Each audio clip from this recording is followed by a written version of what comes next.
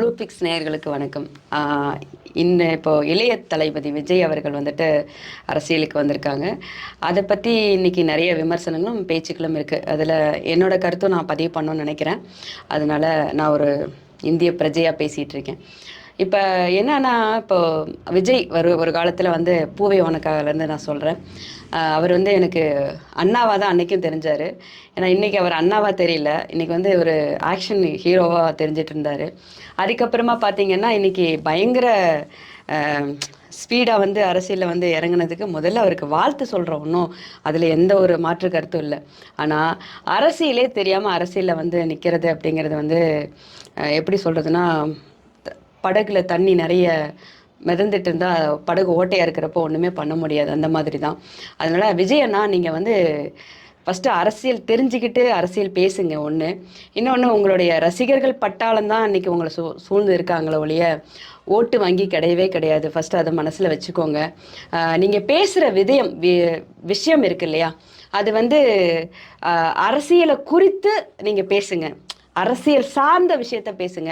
நீங்கள் பேசுகிறது எல்லாமே வந்து ஸ்க்ரீனில் பேசுகிற டைலாகு மாதிரியே தான் எங்கள் காதுக்கு ஒலிக்குதோ ஒழிய ப்ராப்பர் ஒரு அரசியல் பர்சன் பேசுகிற மாதிரி இல்லை. உங்களுக்கு எல்லாமே தெரியும், நான் தெரியாமலாம் இல்லை. ஆனால் நீங்கள் வந்து ஒரு பக்க வாசகத்தை ஒரே நேரத்தில் படிக்கிற மாதிரி படிக்கிறீங்க. அது வந்து ஏற்றுக்க முடியாத ஒரு விஷயமா இருக்குது. இந்தியாவுடைய நடப்பு என்ன, இந்தியாவில் என்னென்னலாம் நடந்துட்டுருக்கு, அதே மாதிரி பர்டிகுலராக நம்ம தமிழ்நாட்டில் எந்தெந்த விஷயமெல்லாம் நல்லது கெட்டது நடந்திருக்கு அரசியல் சார்ந்து, அதில் உங்களுடைய கருத்து என்ன, நீங்கள் என்னவா நீங்கள் வந்து மக்களுக்கு வந்து சொல்ல போகிறீங்க, நீங்கள் எதை நோக்கி அரசியலுக்கு வந்திருக்கீங்க, அதெல்லாம் வந்து நீங்கள் ஒரு தெளிவான ஒரு ஒரு ஒரு தெளிவான நீரோடை மாதிரி ஒரு கிளாரிட்டியோட நீங்கள் வந்து நின்னீங்க அப்படின்னா கண்டிப்பாக உங்களாலையும் ஜெயிக்க முடியும். ஏன்னா உங்களுக்கு வந்து ரசிகர்கள் இருக்கிறாங்க. அந்த ரசிகர்களுக்கு ஒரு வேண்டுகோள் வைங்கன்னா, ஏன்னா நல்ல விஷயங்களை வந்து நீங்கள் சொல்லி கொடுத்து அந்த ரசிகர்கள் செஞ்சாங்க அப்படின்னா அவங்களுக்கு ஹேட்ஸ் ஆஃப் பண்ணுறோம். ஆனால் தற்குறித்தனமாகவும் கெட்ட வார்த்தைகளை அதிகமாக உபயோகிக்கிறாங்க. பப்ளிக்கில் எப்படி பேசணும்னு ஃபஸ்ட்டு சொல்லி கொடுங்கண்ணா. நீங்கள் சொல்கிறது மாதிரி தானே நானும் சொல்கிறேன். விஜய் அண்ணாவை எனக்கு ரொம்ப ரொம்ப பிடிக்கும். ஆஸ் ஒரு சினிமா ரசிகாவும் நாங்கள் சின்ன பிள்ளையிலேருந்து பார்த்து ரசித்த ஒரு எங்கள் காதலி குட்டி அண்ணா வந்து, நீங்கள் பூவே உனக்காக ஒரு ரோஜா வந்து உதிர்ந்துருச்சுன்னா இன்னொரு ரோஜா அதில் வைக்க முடியாதுன்னு சொன்ன டைலாக் வரைக்கும் இன்னும் ஞாபகம் இருக்குண்ணா. அதனால் உங்களை வந்து ரசிகையாக இன்றைக்கும் விஜய் அண்ணாவை ரசிக்கிறோம். அதனால் நீங்கள் வந்து அரசியலுக்கு வரணும் அப்படிங்கிறதுல யாரும் நீங்கள் வரக்கூடாதுன்னு யாரும் சொல்லலை. ஆனால் அரசியலாக இருக்கணும்ண்ணா. அரசியலை பொறுத்த வரைக்கும் வேர் தெரிஞ்சுக்கோங்கண்ணா. வேர் தெரிஞ்சுட்டு அதுக்கப்புறம் நீங்கள் கிளைகளை நிரப்புங்க. கிளைகள்லேருந்து உங்களுடைய மரம் கனியாகவும் பழமாகவும் வர்றதுக்கு நீங்கள் தான் முயற்சி செய்யணும்ண்ணா. இது வந்து முழுக்க ஒரு தனிநபராக ஜானகி சுந்தராஜ் பதிவு பண்ணுற ஒரு விஷயம். இன்னும் ஒரு விஷயம்னா, நீங்கள் டைம் வந்துட்டு வீக்கெண்ட் அரசியல் பண்ணுறீங்க அப்படின்னு நிறைய சேனல்ஸில் இதெல்லாம் கேட்டுட்ருக்கேன். ஆனால் இன்னும் கொஞ்சம் நீங்கள் பப்ளிக்கில் இறங்கலாம் அப்படின்னு நான் நினைக்கிறேண்ணா. பொதுமக்களை நேரடியாக சந்திக்கலாம்னு நினைக்கிறேண்ணா. நீங்கள் வந்து பொதுமக்களை எவ்வளோக்கு எவ்வளோ நேரடியாக சந்திக்கிறீங்களோ, ஏங்கண்ணா நீங்கள் வந்து விஜய் அண்ணா அப்படிங்கிற தாண்டி தானேண்ணா இன்றைக்கி அரசியலில் வந்திருக்கீங்க. விஜய் அப்படிங்கிறவர் தாண்டி அரசியலுக்கு வந்திருக்கிறப்போ, ஒரு காலத்தில் புரட்சி தலைவர் எம்ஜிஆர் ஐயா பொதுமக்களை சந்திக்கலையா என்ன சொல்லுங்கள் பார்ப்போம். ஜெயலலிதா அம்மா சந்திச்சிருக்காங்க. எல்லாருமே மக்கள் பர்சன்ஸ் அத்தனை பேரும் பொதுமக்களை முன்னாடி நின்று தான் வந்திருக்காங்க. ஆக்சுவலாக நீங்களும் இன்னும் பொதுமக்களை வந்து நேரடியாக சந்திச்சு அவங்களோட குறை நிறைகள் என்ன, ஒவ்வொரு மாவட்டத்துக்குள்ளேயும் ஒவ்வொரு இடத்துலையும் அவங்களோட குறை நிறைகள் என்ன, நம்ம என்ன செஞ்சால் தமிழ்நாடு பெஸ்ட்டாக இருக்கும் அப்படிங்கிறத ஆனால் டைலாகாக சொல்லலைன்னா தயவு செஞ்சு சிந்திங்க, செயல்படுத்துங்க. இப்போ இதே மாதிரி பெண் ரசிகைகளும் சரி, ஃபர்ஸ்ட் டைம் ஓட்டர்ஸும் சரி, அப்படியே சிந்தாம சிதறாம விஜய் கட்சிக்கு ஓட்டு போடுவாங்கன்னு சொல்லப்படுகிறது. அதை குறித்து அது வந்து சார், ஆக்சுவலாக வந்து இது வந்து கற்பனை தான் சார். எல்லாருமே வந்து ரசிகர்கள் பட்டாலுமே வந்து ஓட்டு போடும் அப்படிங்கிறது வந்து நம்பகத்தன்மையா அப்படின்னு பார்த்தீங்கன்னா கிடையாது.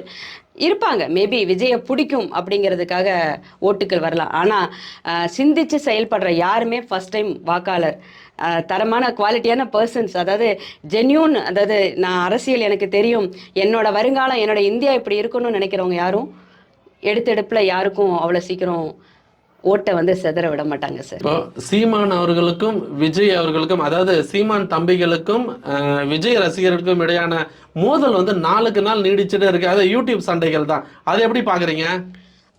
இது வந்து அதான் சொல்ல சார், இப்போ விஜய் அண்ணா வந்து அவரோட ரசிகர் பட்டாளத்துக்கு ஒரு வேண்டுகோள் விடுக்கணும் சார். எப்படி அப்படின்னா, முதல்ல வந்து மக்கள்கிட்ட எப்படி நம்ம பேசணும் அப்படிங்கிறத முதல்ல கற்றுக் கொடுக்கணும் சார். தற்கூடித்தனமாக பேசிட்டு வார்த்தைகள் வந்து அவதூறாகவும் கெட்ட வார்த்தைகள் அதிகமாக பயன்படுத்துகிறாங்க. சீமான் அண்ணா கட்சியில் சீமான் அண்ணாவுக்கு நிறைய தம்பிகள் இருக்காங்க. அவங்களும் கொஞ்சம் எதிர்மறையான, அதாவது போட்டி அப்படிங்கிற பட்சத்தில் இருவரும் எப்படி மோதிக்கிறாங்க அப்படின்னா, வார்த்தைகளை வந்து துஷ்பிரயோகம் பண்ணுறாங்க. அதை வந்து குறைக்கணும். ஏன்னா நம்ம வந்து எதை கற்றுக் கொடுக்க போகிறோன்னு தெரியாமலே அரசியல் பண்ணுறாங்களோ அப்படிங்கிற மாதிரி ஒரு குழப்பம் இருக்குண்ணா. நான் இதில் ஒரு விஷயம் முக்கியமாக பதிவு பண்ண ஆசைப்பட்றேன். எப்படி அப்படின்னா, இப்போ விஜய் நான் இப்போ இடையில பேசுகிற மாநாட்டில் வந்துட்டு நம்ம பாரத பிரதமர் நரேந்திர மோடி அவர்களை வந்துட்டு மிஸ்டர் மோடிஜி அப்படின்னு சொல்லி சொன்னாங்க. அதே மாதிரி நம்ம தமிழக முதலமைச்சர் அவர்களையும் அங்கிள் அப்படின்னு சொல்லியிருந்தாங்க. ஆனால் நான் இப்பயும் திரும்ப ஒரு அழுத்தமான ஒரு பதிவை சொல்கிறேன். நான் உங்களை வந்து அண்ணான்னு சொல்கிறேன். ஏன்னா எனக்கும் உங்களுக்கும் வயது வித்தியாசம் பார்த்தீங்கன்னா ஒரு மிஞ்சி போனால் ஒரு 10 வருஷம் 8 வருஷத்துக்குள்ளே தான் வயது வித்தியாசம் இருக்கும். நான் உங்களை அண்ணான்னு கூப்பிட்றதுல எனக்கு பெருமைண்ணா. ஆனால் இதே இப்போ உங்களுக்கு ஸ்டூடெண்ட் வராங்க, அவங்கள நீங்கள் அண்ணான்னு கூப்பிட சொல்கிறது வந்து இது நியாயமா? ஏன்னா இப்போ எனக்கு குழந்தை இருக்குது. எனக்கு குழந்தை வந்து இப்போ 20 வயசில் என் பையன் இருக்கிறான்னு அவன் வந்து உங்களை அங்கிள் தானே நான் கூப்பிடணும், அங்கிள் தானே கூப்பிடணும். அவன் எப்படி உங்களை அண்ணான்னு கூப்பிட முடியும்? அப்போது எல்லாத்துக்கும் ஒரு வரமுறை இருக்குன்னா, மரியாதை அப்படிங்கிறது வந்து நீங்கள் வந்து ஒரு பாரத பிரதமரை, இந்தியாவுடைய ஒரு ஒரு ஒரு தலைமகனை நீங்கள் வந்து மிஸ்டர் மோடிஜி அப்படின்னு சொல்லுறது அது வந்து வார்த்தையை மீறிய ஒரு அசிங்கமாக இருக்குண்ணா. அது வந்து தவறான ஒரு செயல். அதை நீங்கள் வந்து இனிமேலாவது அதை கொஞ்சம் கட்டுப்படுத்திக்கிட்டா நல்லதுன்னு நினைக்கிறேன். அதே மாதிரி யார் யார் எந்தெந்த பதவியில் இருக்காங்களோ அந்த பதவிக்கான மரியாதையை கொடுங்க. உங்களுக்கு தனிப்பட்ட முறையில் அவர்கள் மேல் கோபம் இருந்தால் நீங்கள் வந்து அதை வந்து தனிப்பட்ட முறையில் நீங்கள் வந்து உங்களோட தனி ஒரு விஷயத்தை நீங்கள் எடுத்துகிட்டு போய் சொல்லுங்கள். பொதுவாக வந்து ஒரு இந்திய பிரஜையாக இருக்கிறப்பன்னா எனக்கு வலிக்குது. எப்படி அப்படின்னா, இவ்வளோ பெரிய ஆளையே நீங்கள் வந்து ஈஸியாக சடனாக இப்படி வந்து பேசுகிறப்போ, ஒரு சாதாரண ஒரு மனுஷி ஒரு ஓட்டு வாங்கிட்டு நீங்கள் நாளைக்கு எங்களை எப்படி நீங்கள் பேசுவீங்க அப்படிங்கிறது வந்து கேள்விக்குறியாக இருக்குதுண்ணா. இதை வந்து நீங்கள் முதல்ல நாவடக்கம் வேணும். எங்கள் விஜய் அண்ணாக்கு நாங்கள் சொல்ல வேண்டியதில்லை. திரும்பவும் சொல்கிறேன்னா, நீங்கள் எனக்கு விஜய் அண்ணா தான். அதனால் நீங்கள் வந்து இதை கொஞ்சம் அளந்தும் அறிவுபூர்வமாக பேசுனீங்கன்னா நல்லதாக இருக்கும்ண்ணா. அதே மாதிரி இன்னொரு விஷயங்கன்னா, இப்போ வந்து நீங்கள் அந்த கொள்கை தலைவர்கள் இவங்களுக்கெல்லாம் நீங்கள் வந்து ஒரு ப்ரோக்ராம் வைக்கிறீங்க, இல்லை ஒரு ப்ரோக்ராம் பண்ணுறீங்க அப்படின்னா எல்லாமே நீங்கள் உங்களுடைய ஒரு தனிப்பட்ட ஒரு அறைக்குள்ளேயே வச்சு முடிச்சிட மாதிரி ஒரு விஷயம் நடந்துட்டு இருக்கேண்ணா. இதை ஏன் நீங்கள் வந்து பப்ளிக்கு எடுத்துகிட்டு வர மாட்டேங்கிறீங்க? நீங்கள் பப்ளிக்கு வாங்கண்ணா. நீங்கள் பப்ளிக்கில் வந்து நீங்கள் என்ன செய்கிறீங்கன்னு நினைக்கிறீங்களோ அதை வந்து பகிரங்கமாக ஒரு நல்ல ஒரு பாரபட்சம் இல்லாமல் நீங்கள் நின்று பண்ணுங்கண்ணா. ஏன்னா அப்போ தான் நீங்கள் யாருக்கு என்ன பண்ணுறீங்க அப்படிங்கிறது தெரியும். ஒரு ஃபோட்டோக்கு மாலை போடுறப்ப நீங்கள் மட்டும்தானே போகிறீங்க, உங்களை சுற்றி யாருமே இல்லை. அப்போ ஒரு வீடியோக்களுக்காக நீங்கள் ஒரு ஃபோட்டோ எடுத்து மாலை போடுறது இது வந்து ட்ரெண்டிங் அரசியல் மாதிரி இருக்குண்ணா. ரீல்ஸ் பண்ணுற மாதிரி இருக்குது. அது கொஞ்சம் மாற்றிக்கணும்னு என்னோட வேண்டுகோள்.